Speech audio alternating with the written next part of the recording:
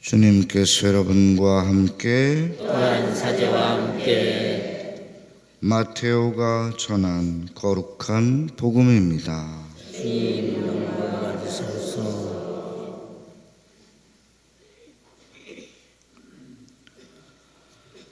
그때 예수님께서 이렇게 말씀하셨다.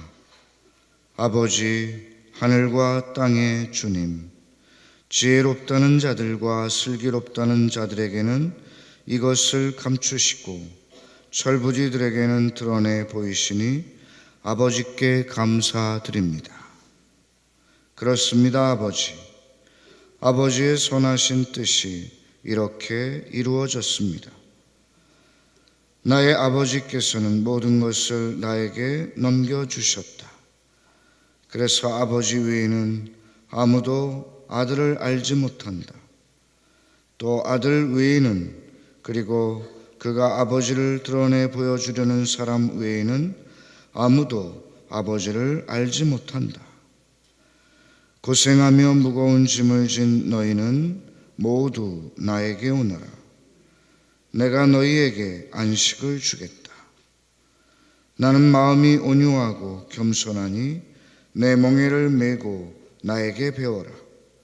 그러면 너희가 안식을 얻을 것이다. 정녕 내 멍에는 편하고 내 짐은 가볍다. 주님의 말씀입니다. 그리스도님 찬미합니다. 참 예수님, 네, 여러분 안녕하십니까? 세상을 떠난 분들을 기억하고 그분들을 위해서 기도하는 11월 위령성월을 맞이했습니다. 그리고 오늘은 그분들 가운데서 특별히 연옥에 있는 영혼들 기억하면서 그분들이 하루빨리 하늘나라로 오르실 수 있도록 간절히 이 미사 중에 기도하고, 또 우리가 묘지 참배를 통해서 전대사를 받은 것을 그분들께 양보해드리고, 또 그분들을 위해서 자선과 선행을 통해서 우리의 공로를 그분들을 위해서 나누어 드리려고 노력하는 위령의 날입니다.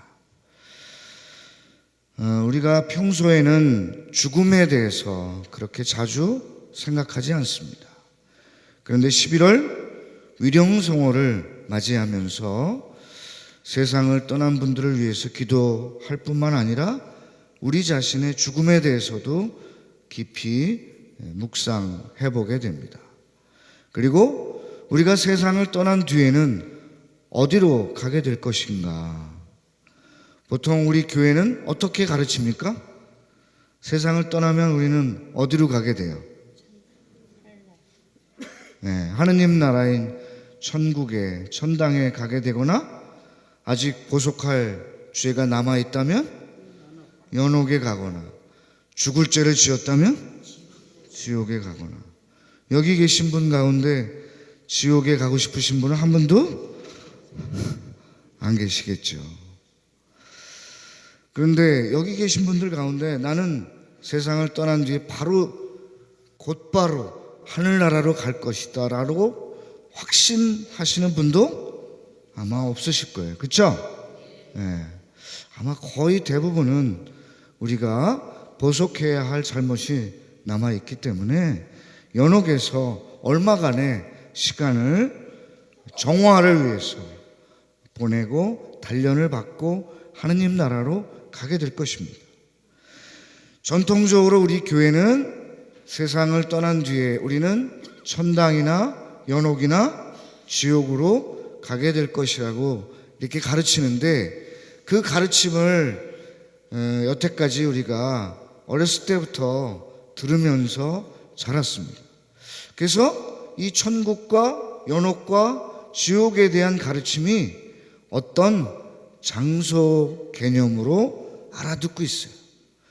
천국은 하나님께서 살아계시는, 하나님께서 다스리시는 나라, 하늘에 있는 나라라고 생각하기 쉽고, 또 연옥은 어떤 감옥, 그래서 거기서 채찍을 맞거나 벌을 받거나 또 불로 단련을 받거나 이러리라고 생각합니다.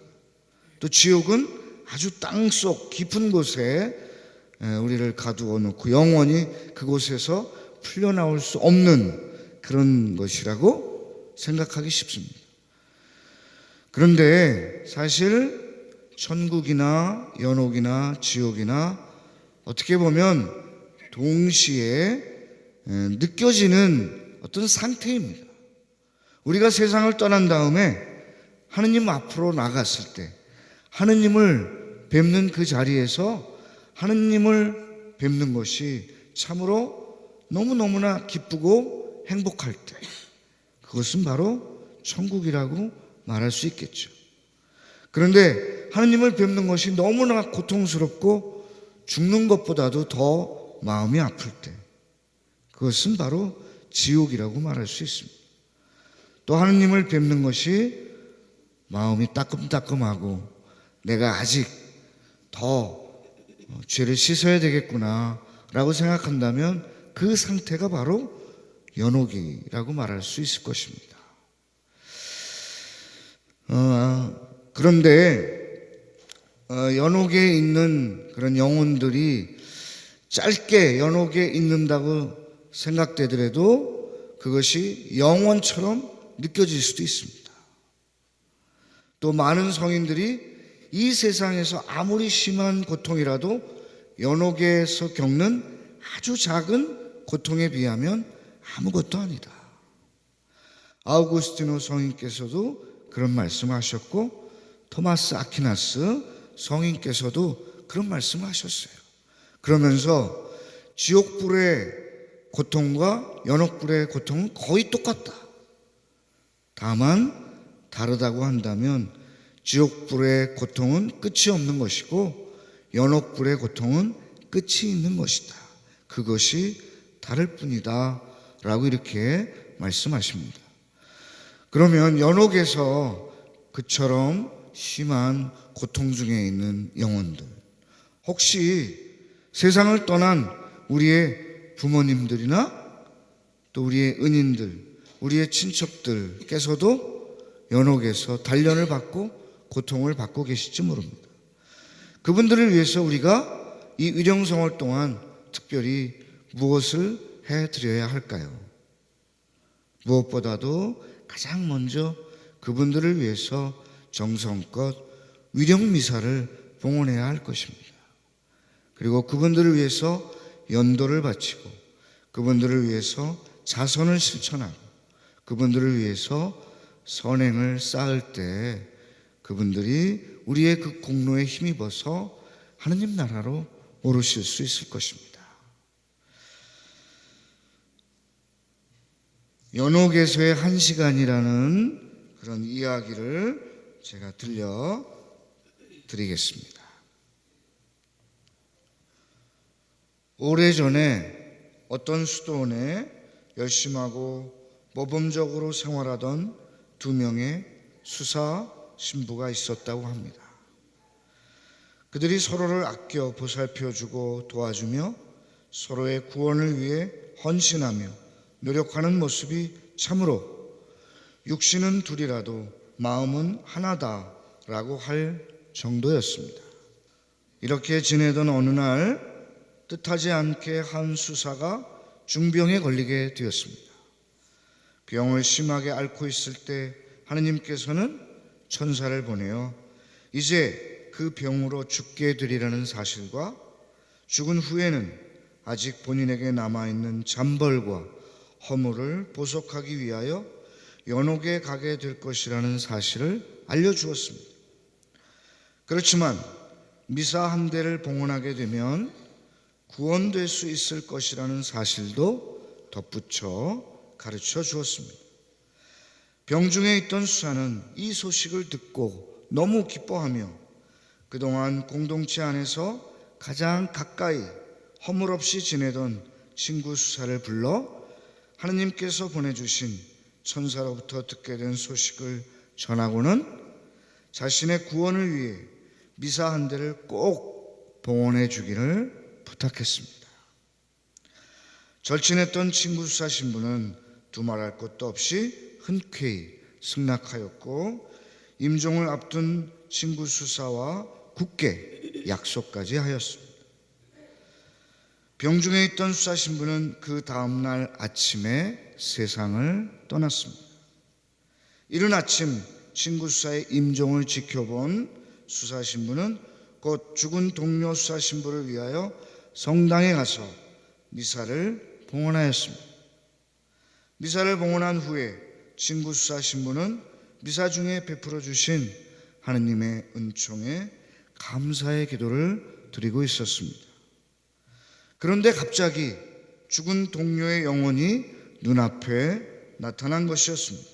그리고는 너는 어떻게 나와의 약속을 충실하게 지키지 않았는가? 내가 연옥에 있은 지 벌써 1년이 지났다 하며 책망하는 것이었습니다. 이렇게 꾸짖는 말에 친구 수사는 이상하게 생각하면서 그에게 내가 너와 맺은 약속을 지키지 않을 리가 있겠는가? 네가 임종하는 것을 보고 곧바로 성당에 와서 너를 위해 미사를 봉헌하고 지금 제의를 막 벗어놓고 감사 기도를 바치던 중이다. 내 말이 거짓인지 보아라. 내 시체가 아직도 침대에 그대로 놓여있지 않느냐고 대답하였습니다.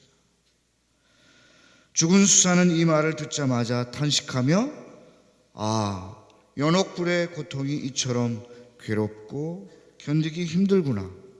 불과 몇 시간이 1년처럼 여겨졌구나. 약속을 잘 지켜준 것을 감사한다. 천국에 가서 너를 위하여 기도하마 하며 돌아갔다고 합니다.